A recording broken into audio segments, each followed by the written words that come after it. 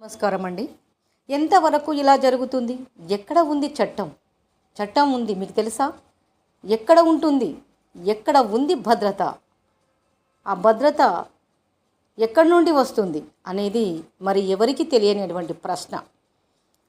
పశ్చిమ బెంగాల్లో చాక్లెట్ ఆశ చూపి 4 ఏళ్ల చిన్నారిపై అత్యాచారం చేసి మరియు హత్య చేయడం కూడా జరిగింది. చాక్లెట్లు ఇవ్వగానే పాపం ఆ పసిపాప తన వెంట వెళ్ళడం జరిగింది. మరి నేటి పేరెంట్స్ ప్రజలు ఏమంటున్నారంటే, అంత చిన్నారి మీ పాపను వదిలి పనికి వెళ్ళడము, మరి తల్లిదండ్రుల్లో ఉన్నటువంటి భద్రత అనేది లేకుండా వాళ్ళ ఆలోచనలో పడి, వారి యొక్క పనిలో పడి పిల్లలను వదిలేస్తున్నారు.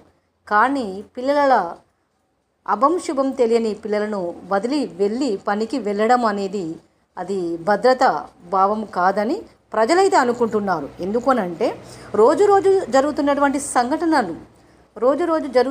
సంఘటనలు చూసినట్లయితే తల్లిదండ్రులు కూడా అవగాహన పెంచుకోవాలని కూడా ప్రజలు మరి అనుకోవడం జరుగుతుంది. కాబట్టి ఈ దేశంలో ఆడపిల్లగా పుట్టడం నిజంగా సేఫ్నా, లేక ప్రతిరోజు భయంతో బ్రతకాలా అనే ఆలోచనల్లో ప్రశ్నలుగా మరి వర్షంలాగా కురుస్తున్నాయి. చిన్నారి నుంచి పెద్ద మహిళ వరకు ఎవరు సేఫ్ కాదు. కొన్ని దశాబ్దాలు వృద్ధులపైన అత్యాచారాలు రావడం, హత్యలు చేయడం, కొన్ని దశాబ్దాలు పసిపిల్లలు, అప్పుడే పుట్టిన పసిపిల్లలపై 9 నెలల పసిపిల్లపై అత్యాచారం జరగడం హన్మకొండలో జరిగింది కదా. ఆ విధంగా మరి చిన్నారి నుంచి పెద్ద మహిళ వరకు ఎవరు సేఫ్ కాదు. మన భారతదేశంలోనే ఎందుకు కఠినమైన చట్టాలు రావడం లేదని ప్రజలు మరి ప్రశ్నిస్తున్నారు. అత్యాచారాలు, హత్యలు, వేధింపులు రోజుకు పెరుగుతున్నాయి. ఇలా పేపర్లు చెప్పుకోవడము, వీడియోలు చేసుకోవడము, ఇది ఎంతవరకు సమంజసము? పని చేసే చోట కూడా భద్రత లేదు. మేము సీనియర్స్ అని బెదిరింపులు, మరి మీరు జూనియర్స్ కాబట్టి మేము చెప్తే మీరు వినాలి అని ప్రైవేటు కార్యాలయాల్లో కూడా ఇలాంటి సంఘటనలు జరుగుతున్నాయి.